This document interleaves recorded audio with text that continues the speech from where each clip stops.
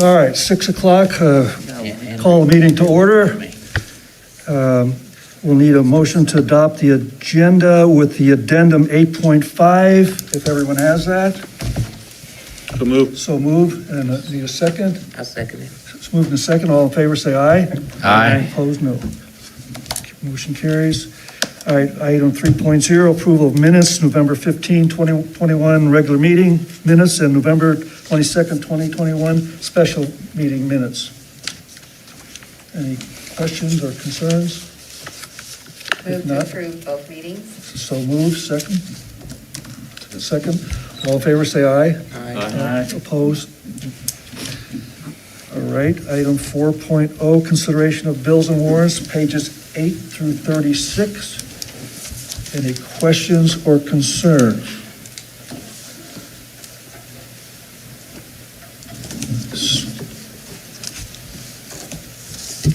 Motion to approve the bills and warrants. So moved Second. and seconded, all in favor say aye. Aye. Opposed, no. 5.0, hearing of requests and suggestions of citizens and organizations. Seeing none, hearing none, we'll go on to item 6.0. Report of the Superintendent of Schools. All right, here we go. So the COVID update for today, as of last Friday in the county, there were 171 active cases, and in the district, there were 7.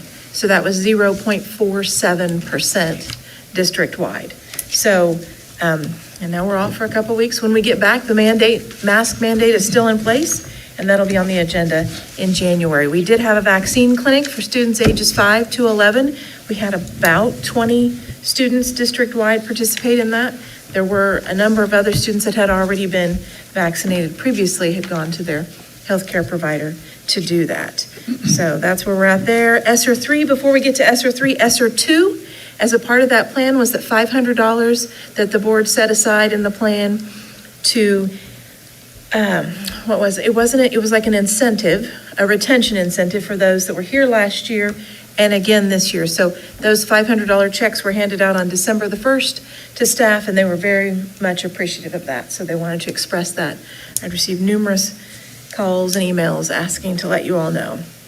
It was very much appreciated. So now it's time for ESSER 3. And as we're getting started, this is a little bit different. It has some of the same similarities in the 15 different reasons that you can use it. However, there are a couple other caveats that are haven't been in ESSER 1 and ESSER 2.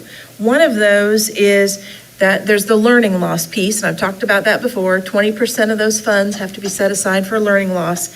The other big piece, though, is that you have to have stakeholder engagement, which means there's a variety of groups of people, and it gives you a specific list that you've got to have meetings with or invite them to meetings or to have different opportunities for them to share and have input in what should be in that ESSER 3 plan.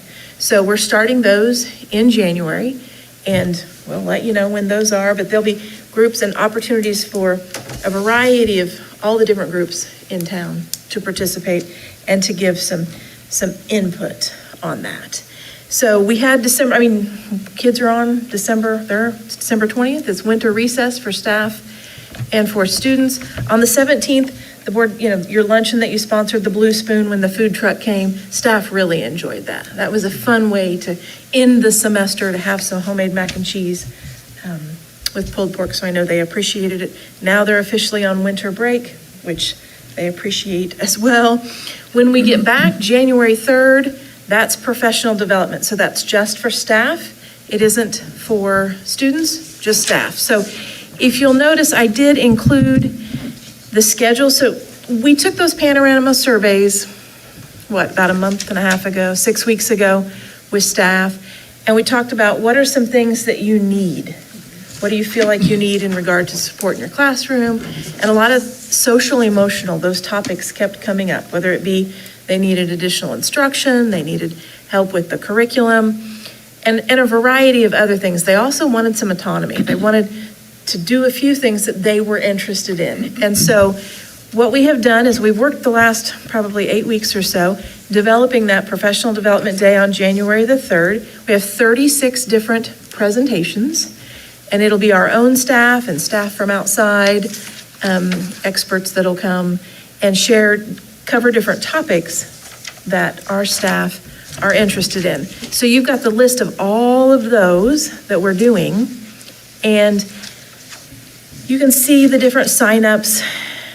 And so each of our administrators is leading some sessions as well, including Jeff and I. And so that'll be the time that I'm going to talk about ESSER 3 and give people an opportunity to, to give some input there and just to kind of hear about that.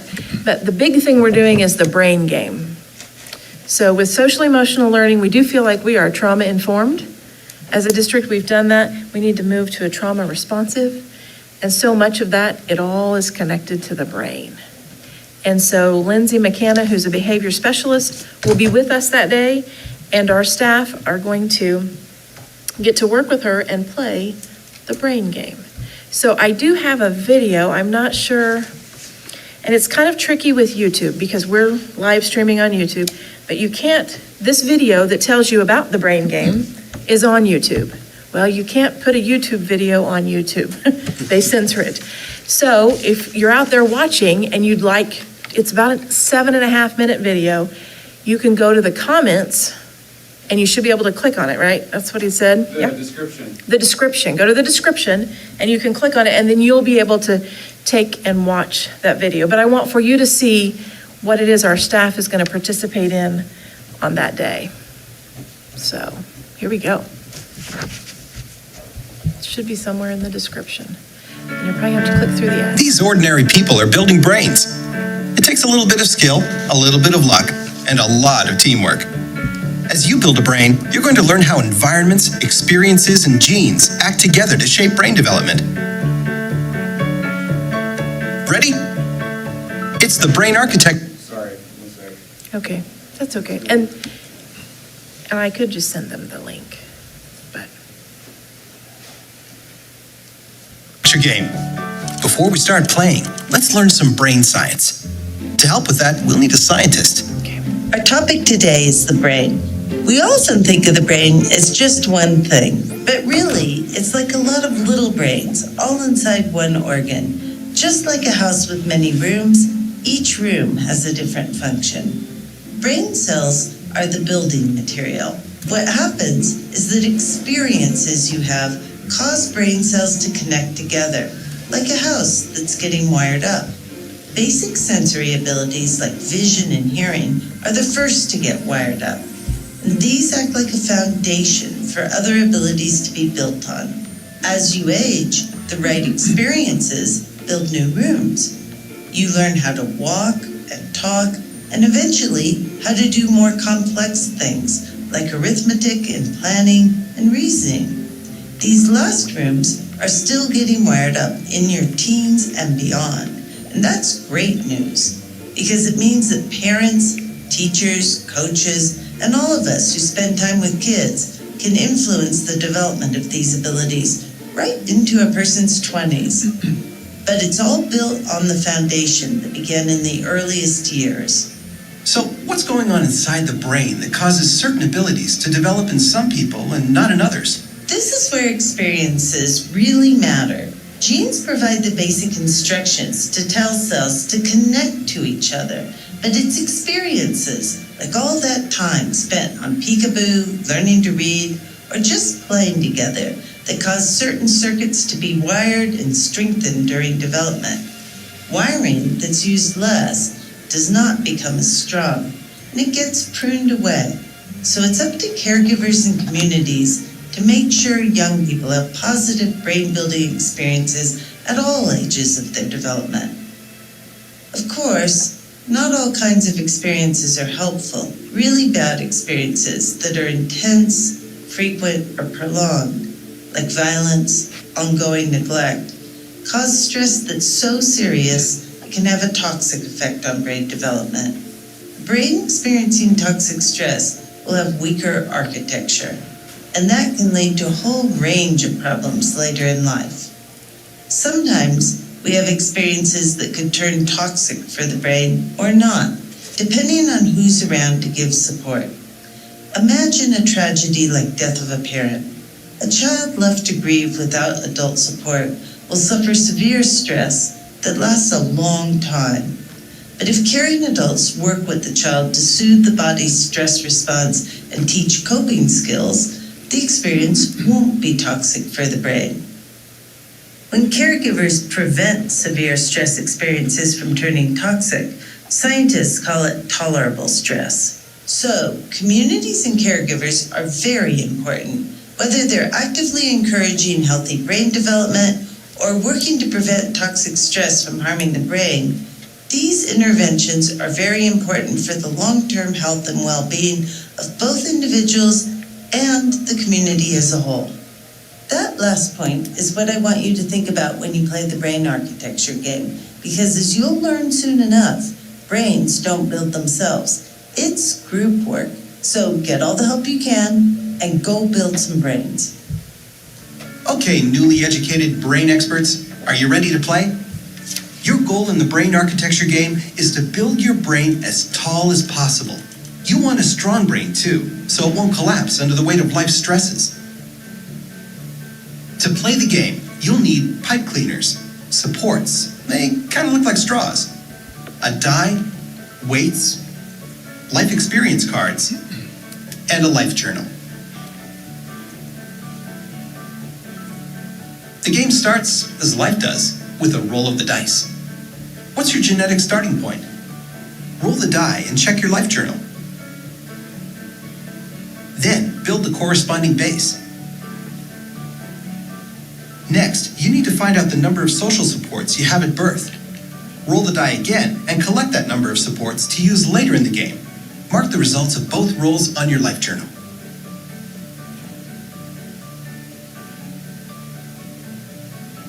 Now that your brain is born, life happens. For each year, you'll draw 3 life experience cards.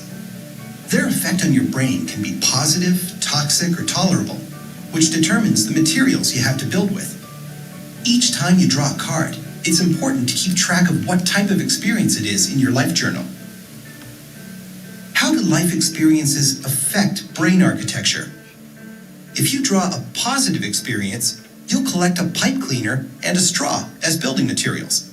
Because positive experiences, like learning a new skill, are the building blocks of strong brain architecture. What happens when you draw a toxic stress experience card? It's bad news for your brain because it weakens architecture. Whenever you draw a toxic stress experience, you get a pipe cleaner but no straw. Sorry. If you draw a question mark card, you may or may not get a support. Add up your life experiences in the game so far. If you've had more positive than toxic experiences, take a straw with your pipe cleaner. If you've had a pileup of toxic stress, you probably aren't getting the caregiver support you need, so no straw for you. If it's a tie or if this is your first life experience card, roll the die. Even rolls mean positive. Odd rolls mean toxic. As you build your brain, keep in mind a few do's and don'ts. Do use all the materials you've collected in a year before moving on to the next year. Do attach pipe cleaners at the ends. Build closed structures at the end of each year. Don't leave open ends to tie up later. Okay, did you get all that? Positive experiences earn a pipe cleaner and straw. Toxic stress earns just a pipe cleaner. Tolerable experiences turn positive or toxic, depending on the balance of experiences in the game so far.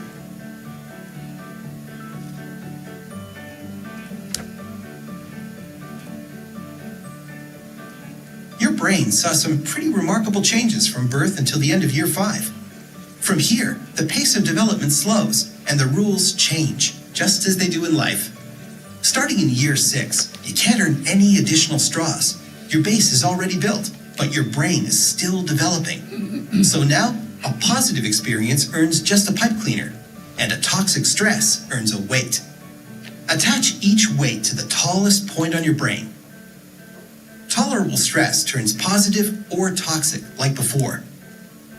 The game ends when your brain finishes year 8, or collapses, or tips over, whichever comes first. Remember, the goal is to build the strongest, tallest brain you can. Work together, have fun, and once you've finished, talk with your group about what happened to your brain. .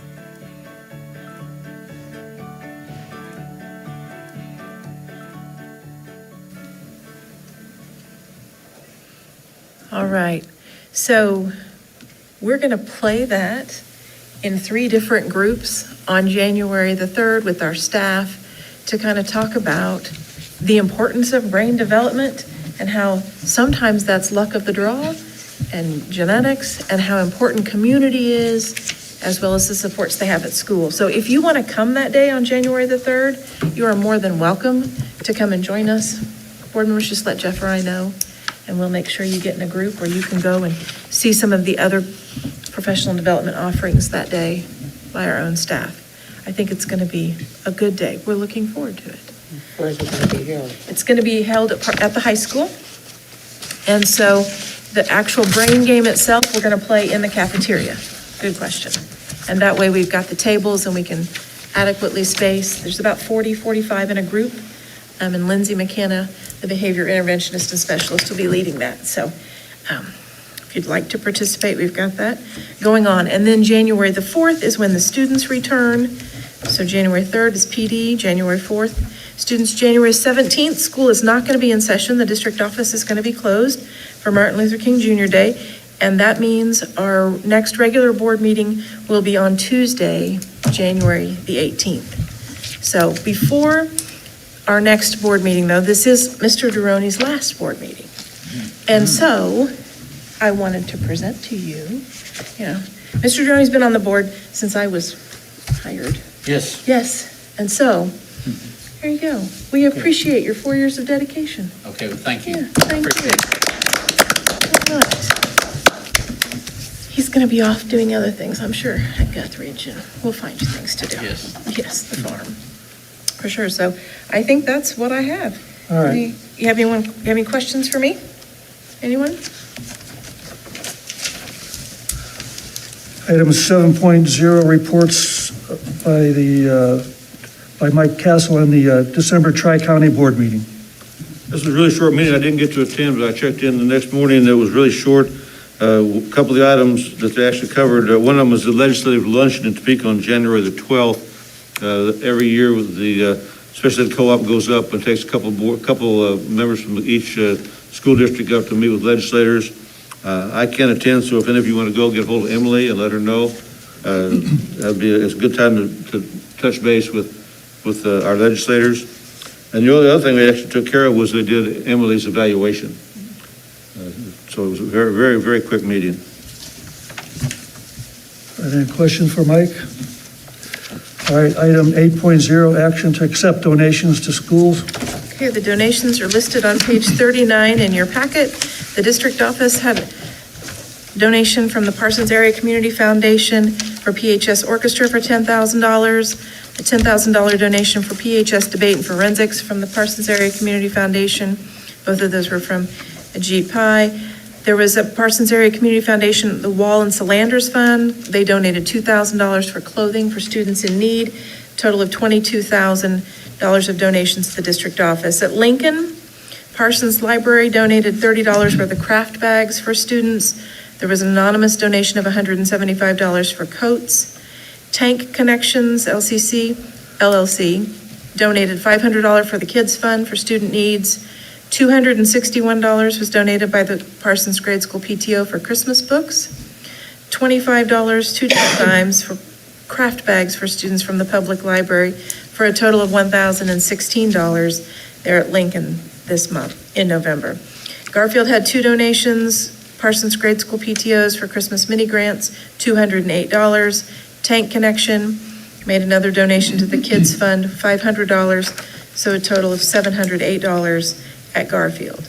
Guthridge had 3 donations, one from the Parsons Grade School PTO for Christmas gifts for kids, $166. Tank Connection, a $500 donation for student needs, and PTO, another donation for $200 for cookies and cocoa. Total value, $866. The middle school, Tyler and Haley Kennett, made a restricted donation for the scoreboard for $50, and that was the total donations in November at the middle school. At the high school, $120 anonymous donation to the football program. Ohio Pile Prints for the positive reinforcement program, $25.81. 602 donation anonymous Parsons Honor Flight, $282. here's what I've got to do. Here we go. All right, $282. The VFW Auxiliary Third District made a donation of the $282 to the honor flight. J.A. Herman made a donation to the PHS honor flight of $100. Carolyn and Jerry Rothfuss made a donation to honor flight, $200. R.E. Tolliver made a donation to the honor flight valued at $100. Michael and Susan Spahn donated $101 to the honor flight. Barb and Rich McClellan donated $100 to honor flight. The Howarder Family Trust donated $250 to PHS honor flight. There was an anonymous donation for the New York music trip of $1,000. Pepsi Cola had scholarship sponsorship of $1,000 for a total of $3,880.81 worth of donations at the high school. And so for the district, it was a total of $28,520.81 for the month of November. We appreciate those donations very much. We certainly need a motion to accept those donations. I got one little question. Okay, sorry. Is there, what's the deal about the scoreboard at the middle school? Does it need replacing? Yes, I think it does need replacing. I wasn't aware they were taking donations for it. Okay, I just But saw it- that. I hadn't heard anything. Okay. Go ahead, I'm sorry. I do know that sometimes it That's all works right. and sometimes it doesn't. We've Need a done some motion work to on it. approve. Second. So moved. All right. All in favor, say aye. Aye. Opposed, say no. All right, 8.1, action to appoint board members to 22-23 negotiations team. Now, Jeff and I have been doing that forever. If you want to continue, Jeff, I would go along with you unless there was some compelling reason why someone else would really. Unless someone else wishes to do it. It's what I'm saying. I think it's something you should do forever. I move that Jeff and Lou So continue. moved, Second? seconded for Jeff and myself to be on the negotiating team. All in favor, say aye. Aye. Opposed, no. Action to appoint board member to 22-23 calendar committee. Any volunteers to continue or new? I'll do calendar. Joanne? Anyone else? Need a motion to recommend Joanne, to approve Joanne. I so move. So moved. Second? And seconded. All in favor, say aye. Aye. Opposed, no. Action on KSB recommended policy updates. They were in our view. I've read them. Any questions or concerns? Usually they're pretty much on target. A couple of times I've had questions, but I didn't have any questions this time unless someone Yeah. else did. These were pretty straightforward. This is something that they do twice a year. Yeah. They send out those policy reviews. So, So I need a motion to accept the recommended policy updates. So moved. So moved. Second. Second? Seconded. All in favor, say aye. Aye. Opposed, no. All right, help me out on this one, Jeff. For executive session, we'll need a total of 30 minutes. The first portion will include Lori Ray and Jeff Pegues, and the second part of that would just be the full board. Now, we can do it in one session with 30 minutes. Lori, how much time did you need? I'm going to need probably 10, maybe 15 at the most. Okay, so we can, probably the initial motion would be for 30 then, and then we might have to extend, but we can start off with 30 Okay. to see. And I would recommend that Lori and Jeff stay in initially, and then whenever they're done discussing their topics, then we can excuse them, and then we can Okay. discuss our topic. So we'll start out at 6:20, let's say 6:25, and then 30 minutes would be 6:55. Need a motion to go in executive session to discuss confidential employee information pursuant to the non-elected personnel exception under COMA and the exception for employer-employee negotiations under COMA at 6:25 for 30 minutes, and that the board return to the open meeting at 6:55. Need a motion. So moved. So moved. Second. Second, all in favor, say aye. Aye. Opposed, no. All right.